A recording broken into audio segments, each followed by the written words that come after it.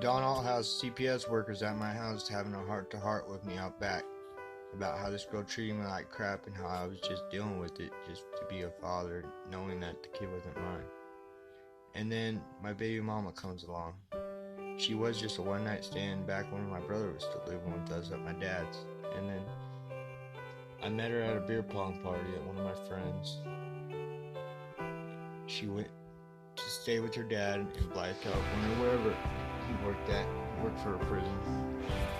She came at me like 6 months later, right after I got through with that 30-year-old with the kid. She hit me up through that friend that she knew that knew me, the person's house that we were playing beer pong at. Called me up, oh, I want to hang out, blah, blah, blah. They both hung out, you know. My friend that I know for years just took off. She just never really left. Cindy, she wanted more and more drugs. Like, back then I barely did any drugs, but I started doing more and more just to be with her, just to make her happy. She's hella hot, gorgeous, but I ended up burning a lot of people that I cared about there. Like my best friend who was there a lot for my dad. He was sick, my mom left me alone with him. She lived right across the hall from me at the same apartment. She actually moved into the apartment just to be across the hall. And then my best friend, who's using me, would stick up for my baby mama if I tried to kick him out after he's been there more than 3 days, and then she'd stick up for him, freaking out on him if I complained to her about 4 days not being alone. So they were both kind of sticking up for each other and getting what they want out of me, because as soon as I apologized, I ended up mucking everybody out.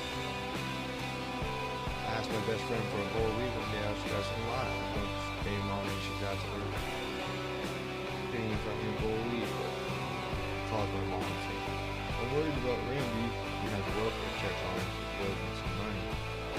And he didn't want to pay me, so I got the cops knocking on my door. I got a girl that's teasing me staying in my house, and I got her little sister's boyfriend staying on my couch.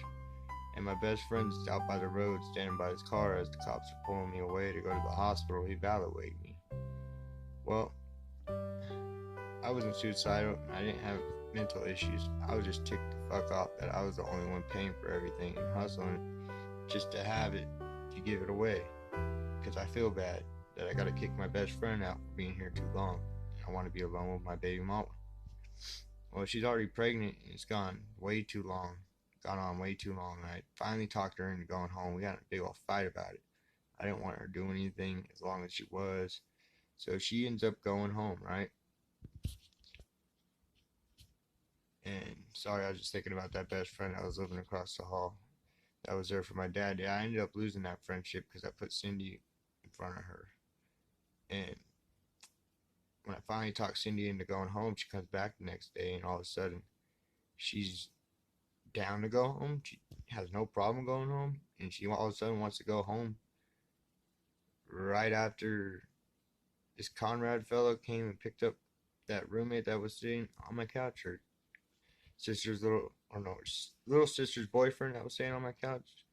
Well, Conrad's this kid that was about to move away to Denver, and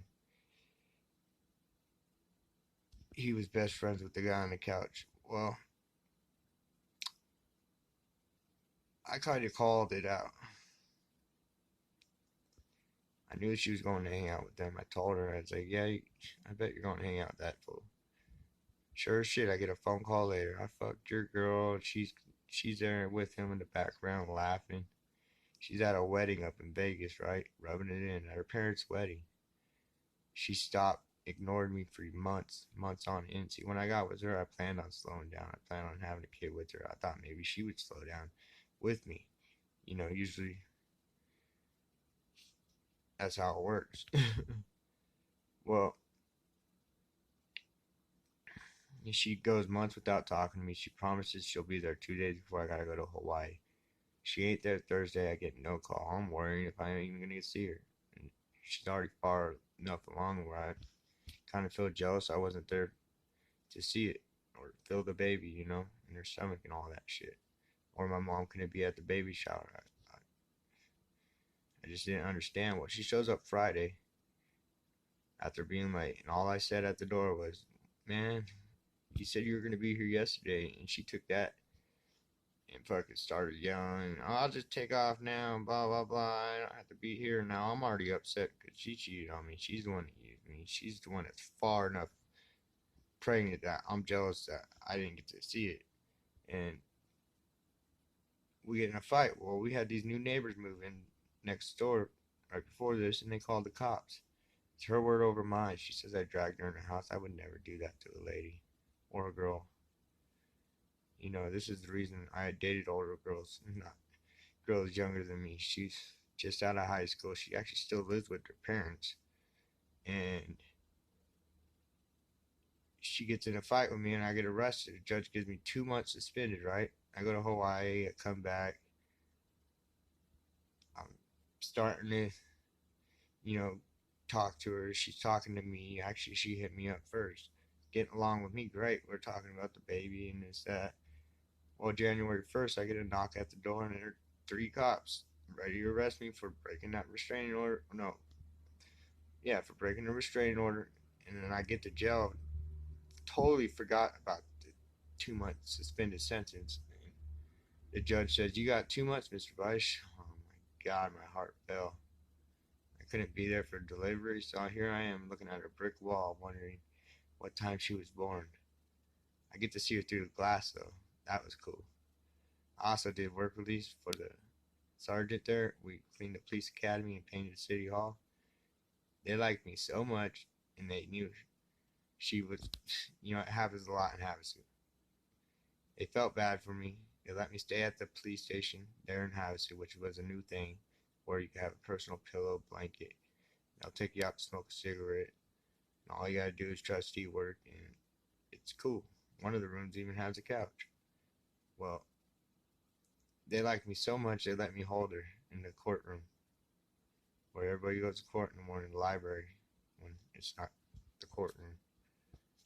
That my mom brought her back. That's the first time I held my daughter. We took pictures, and um, that's where I'll leave off on part 3.